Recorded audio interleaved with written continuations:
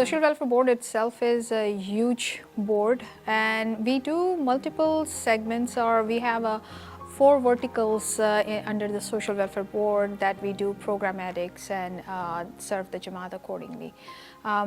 One of the pillars of Social Welfare Board is family harmony. हाज़िर इमाम की तरफ से इंस्टीट्यूशंस बनाई गई हैं जिनका मेन मकसद जमाती मेंबर्स को उनकी मेंटल फिज़िकल वेलबींग के लिए जो उनको सपोर्ट करना है, उनको हेल्प करना है ताकि उनकी जो फिज़िकल लाइफ है, उनकी मेंटल हेल्थ है उसको इम्प्रूव किया जा सके।